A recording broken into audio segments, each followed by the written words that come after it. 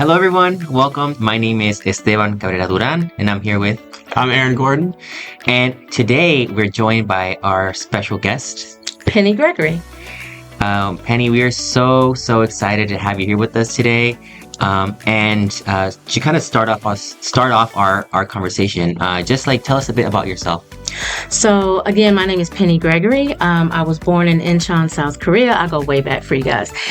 Raised in Gary, Indiana. That's very important for me to say GI all day. And, really found a love for teaching when I was 5 years old and I met Miss Hamniker.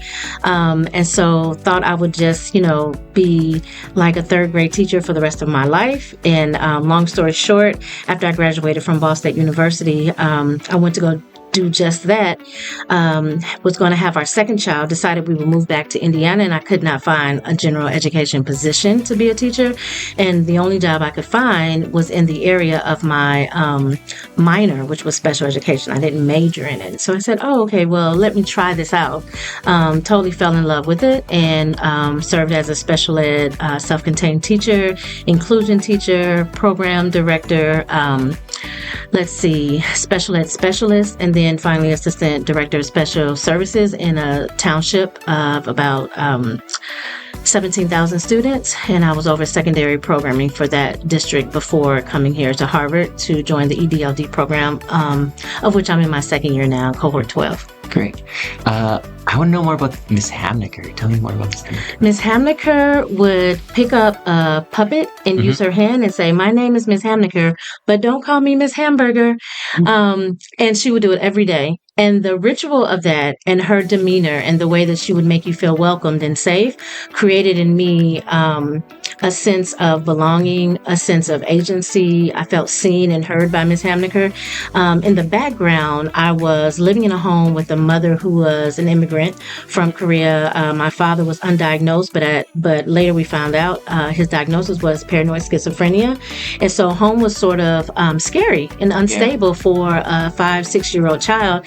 And then you'll go to school and you have this lady who's welcoming you with this puppet, and kind of had some routine and some predictability and love there. And so Ms. Hamniker sort of just changed the direction of my life because she gave me purpose.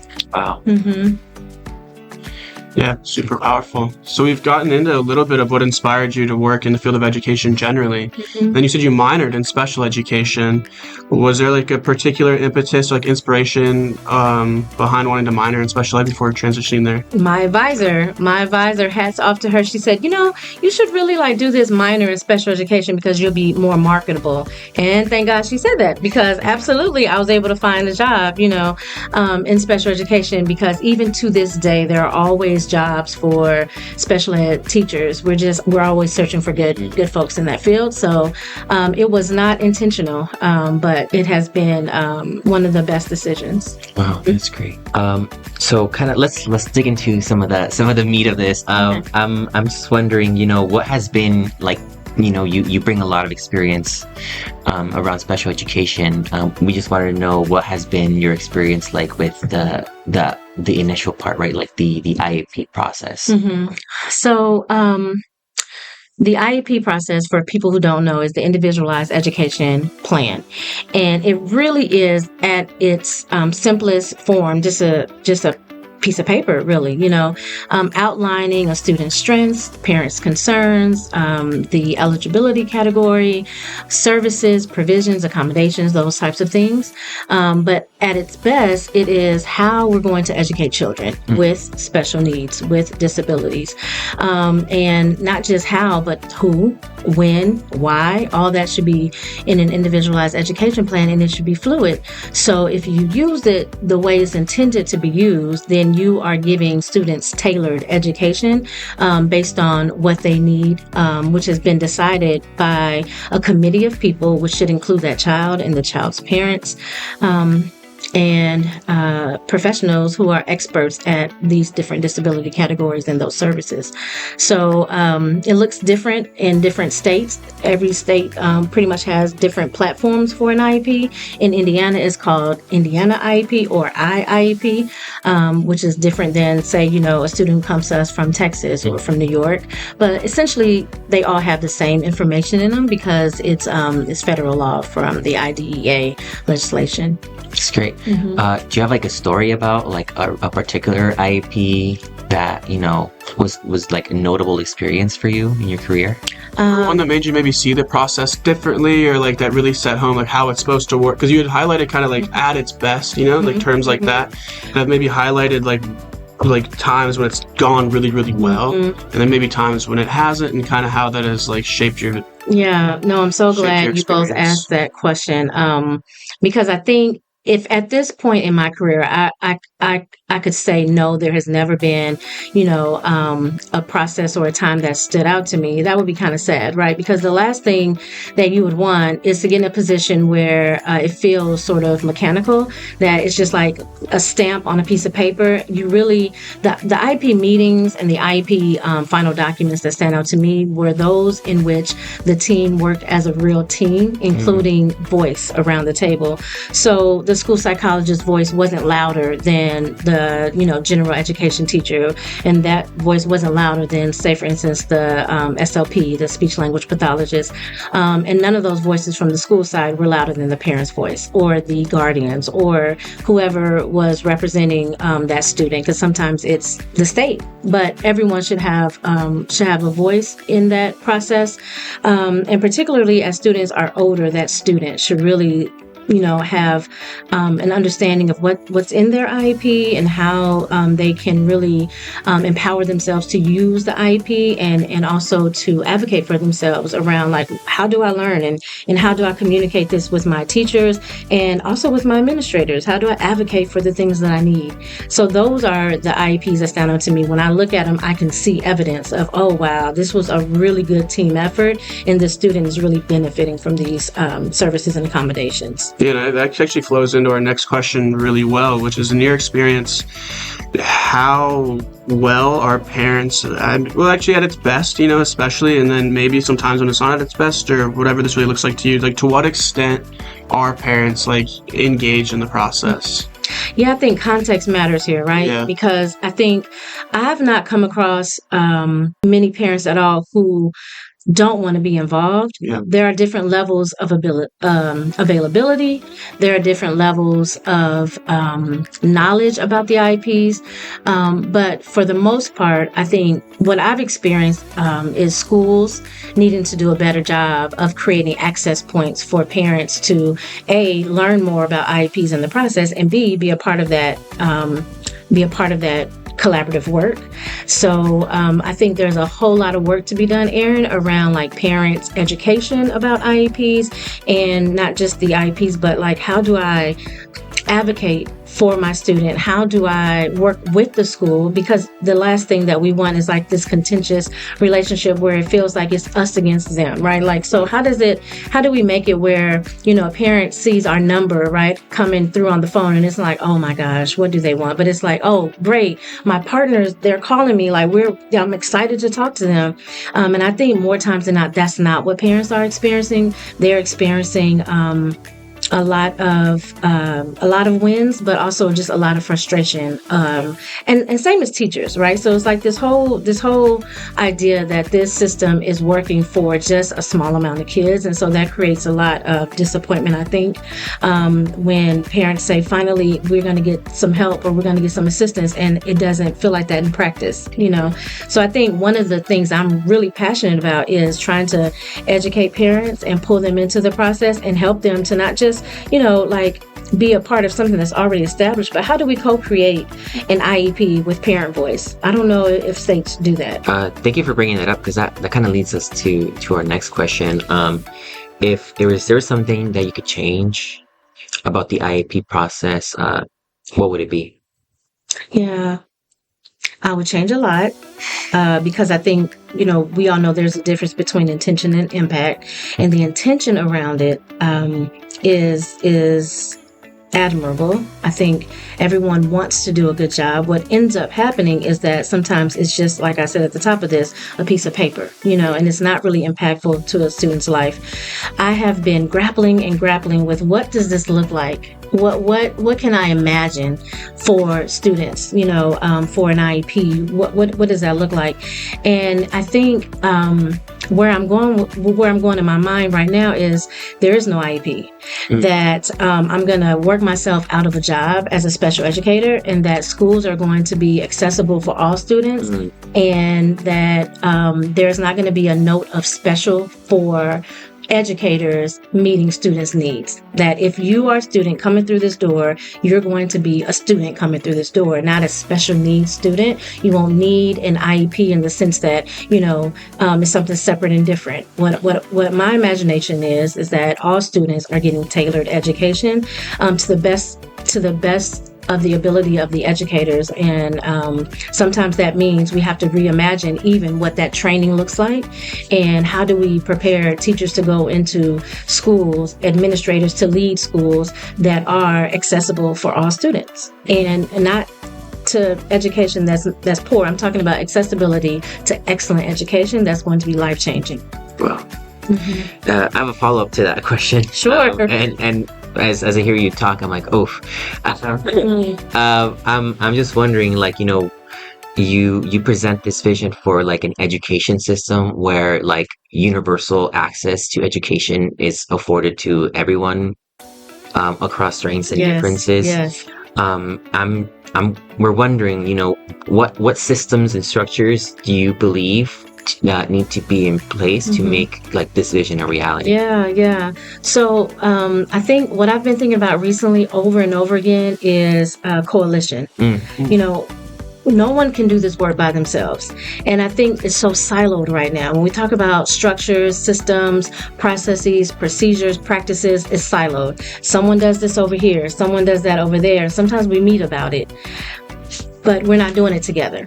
So how do we do this in community and in collaboration and with the spirit of that student in the middle of it? How do we center students' needs and not adult egos?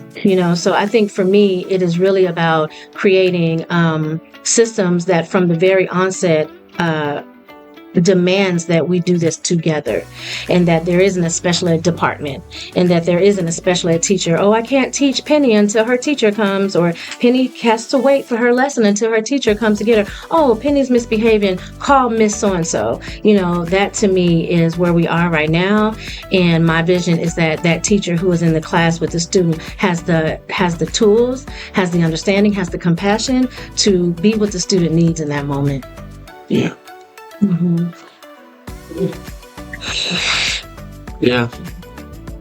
Yeah, I was thinking, it's like in a lot of ways, those are like very, very powerful, like to reimagine what and Esteban did a far better job, like far more succinctly, like packaging that thought process. Yeah, that was amazing. That was amazing. But when I hear things like that, I'm just like a little, like, man, like it's refreshing when people are thinking about it in a way that's so like how can we genuinely address these, like, because I don't know, I'm gonna go on a little bit of tangent, we'll probably edit this out later. Okay. But like I'm just 100% honest, but like the historical roots of our education system are problematic, like very much so.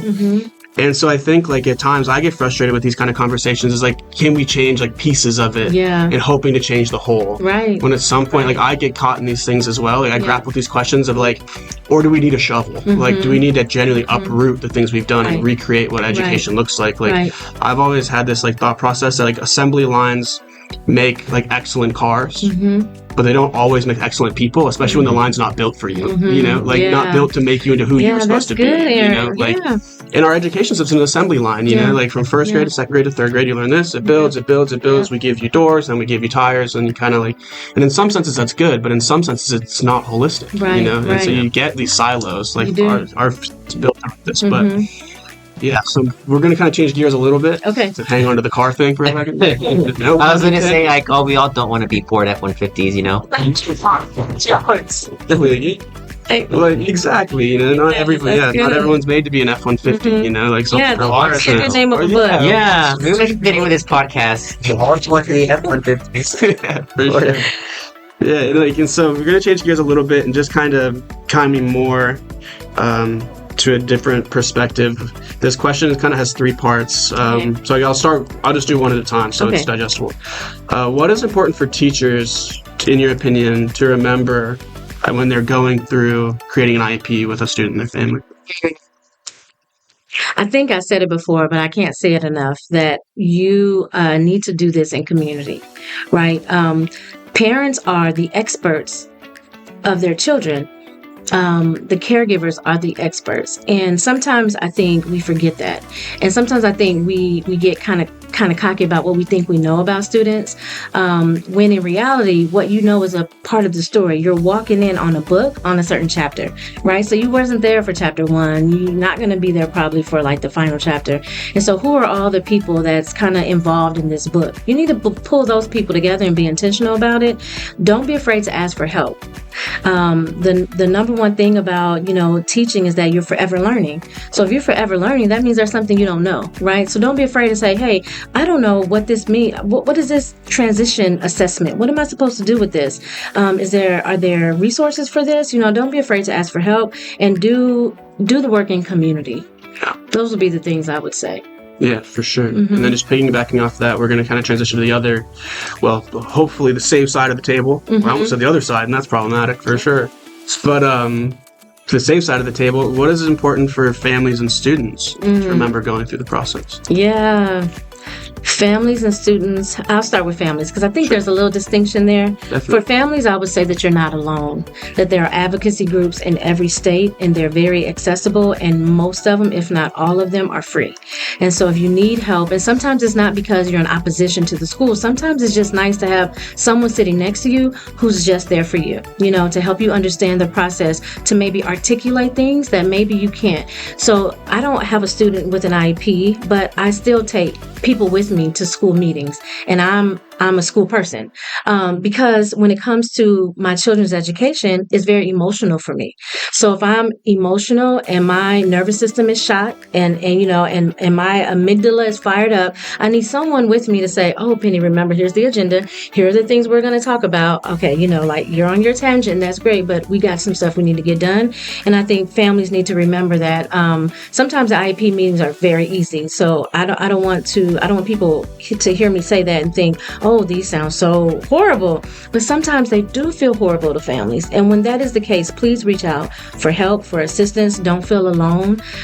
There's a part of this that's not talked about a whole lot, and that's the part where families first discover that something is quote unquote wrong with their child, right? And there is some grief there, and there's some mourning there, and there's some loss of what you thought your child's education would be or what you thought their life would be. And when you're grieving, think about all the emotions that go along with that, right? And how great it would be for someone to just hold your hand through that. So that would be for families. For students, I would say you have a voice from 5 years old to 22 years old, which is usually the age where students age out of IEPs.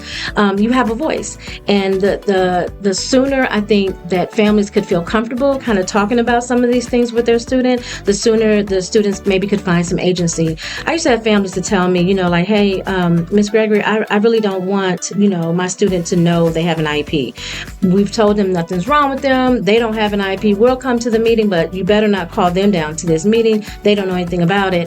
And it used to break my heart because their perception of an IEP was wrong with their student, or something was deficient about their student, and we played a part in that as a school, right? And so, I'll own that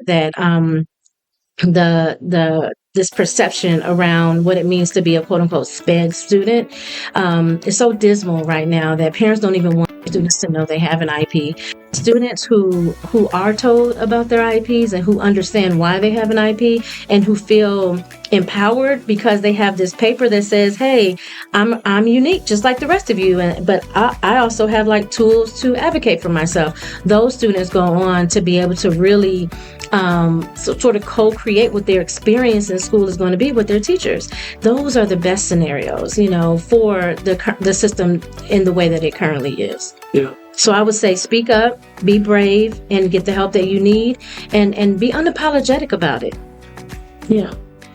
And Pennie, just hearing you talk about like the kind of bringing forth more agency on behalf of families and students, I'm kind of thinking about like,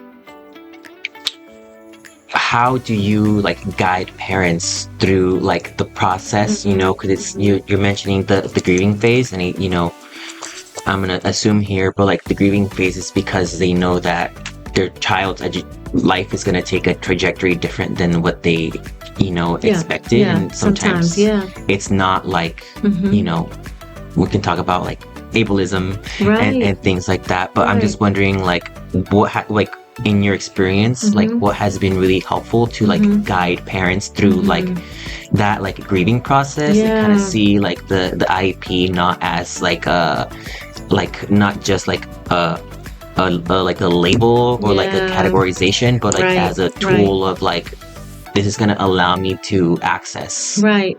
So I know this is a sort of an old saying, but knowledge is truly power, right? So like the more you know, the more you can feel empowered. And so for me, it's all about coming alongside families. The sooner the better, and the more intimate the better. So the first time that I'm in a meeting with a parent should not be at the IEP table. You should have spoken to me 1, 2, 3 times before we even get there. Do you have any questions? Do you have any concerns? Is there anything you don't understand about this IEP? So what you can do before you even get to the IEP table is send the parent a draft of the IEP. Now, it doesn't have all of the decisions because the final decisions are made at the table, but it could just be some quick thoughts that the school's already thinking about, or some possibilities about what the accommodations could look like, or some possibilities about modifications or what the services will look like. But that conversation should not happen for the first time in the legal IEP meeting. Parents shouldn't feel blindsided. They shouldn't feel like, oh my gosh, I did not know that you were going to say that my son had a learning disability. And what in the world does that even mean for him or his future? Or what does that mean for her and her future? What does that mean for them? So I think what I'm trying to say in a roundabout way is early, frequent communication, relationship building, a lot of empathy, a lot of compassion, a lot of understanding. And I always have phone numbers available. If you want an advocate, here's a phone number for an advocate. If you want another parent to talk to, here's a great parent that, they've gone through the same thing that you're going through now, and they have a lot of words of wisdom. If you want to call me at 7:00 the night before the meeting because you just have some questions, feel free to do that. And parents will take you up on that lots of times, and they are very appreciative about it. And the final thing I would say is, when you're going through that process of relationship building with parents, something that's so critical is, what do you do after the meeting, right? So there's a lot of pre-work that goes into the meeting, but whatever you say you're going to do in that meeting, you better darn well do it, and do it to the best of your ability, and do it with timeliness, right? So if we say, okay, so we know that Pennie needs, let's say, a morning check-in, right? And so like, we're going to check in with Pennie Friday morning. Mom will give you some information about how that went. Expect that from us on Tuesday. Do it. Do it. So part of the IEP plan is not just what's in the document, but it should be some notes on the side about who's doing what and when. That's so important to build credibility with parents and trust, so that at the next IEP meeting, they're coming in excited, happy to hear what's going on, and not with a grudge because you didn't do what you said you're going to do for my child or for me. Yeah. So that's how I think about guidance. Wow. Yeah. And I kind of just want to like lift up the relationship building, because it's I don't think it's easy for any parent to like come into this process. With having to meet with several staff members. Sometimes you don't know what's going on. It's important to like have like people that you trust in that space. I know we don't. I'm so happy you raised that, because I know we don't think about think about it like this often, but sometimes I equate it to being told you have a health concern and having to go in to talk to health professionals at a hospital, and how nervous you feel about that and how anxious you are. And if people are treating you like just another part on that assembly, you feel objectified and you don't feel like a human. So I think if we think about it like that as a school, because we do school every day, but we know school and the business of school is a middle class experience, and primarily a middle class white experience, so it's not really designed to be like these very like inclusive, welcoming spaces that people come in and want to just hang out. No, that's not it at all. They are like dreading sometimes coming into our buildings. And then imagine, you have one side of the table already stacked with school people, so the family's coming in, they're on this other side of the table, and so even the way a table is set up, could make a big difference, where maybe it's a circle, maybe you're seating people strategically, so a family member here, a school person here. I saw one school, getting back to your question earlier, Aaron, about, or both of your question about what have you seen done well. I worked in a school system one time where I walked into the IEP, the case conference, and the student's picture was in the middle. So every time we had a meeting, they would put like this little placard up with the student's picture so we could remember this is about this student, so. That's powerful. Yeah, that is powerful. Thank you, Pennie. And I know kind of our questions were around teachers, families, and students. But this next question is similar, but like in a bigger scale. What is something you wish everybody knew about IEPs and the IEP process?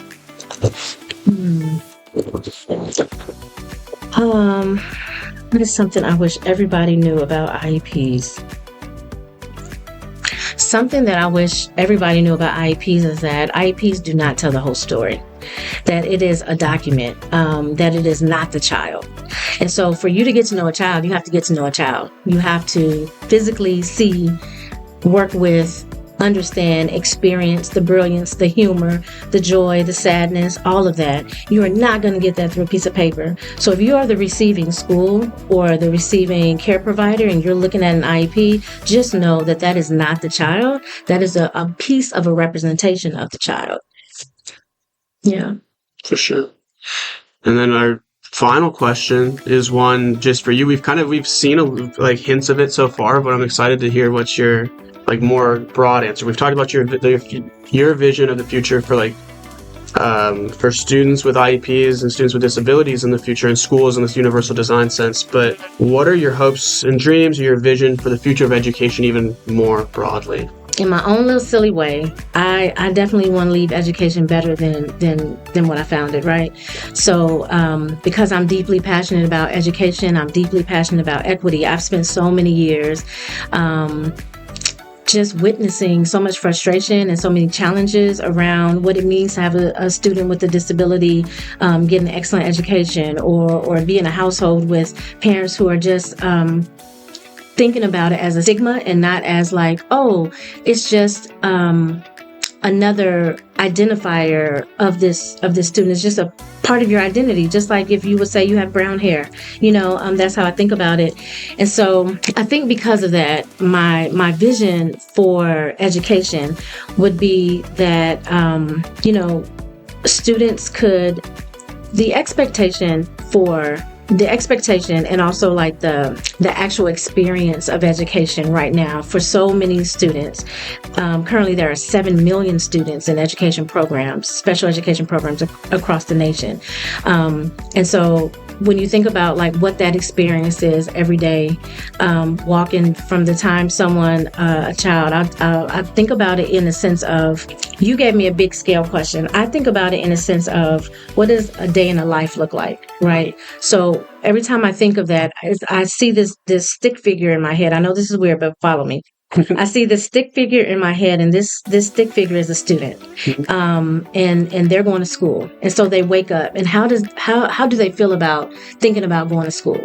Is it misery? Is it sadness?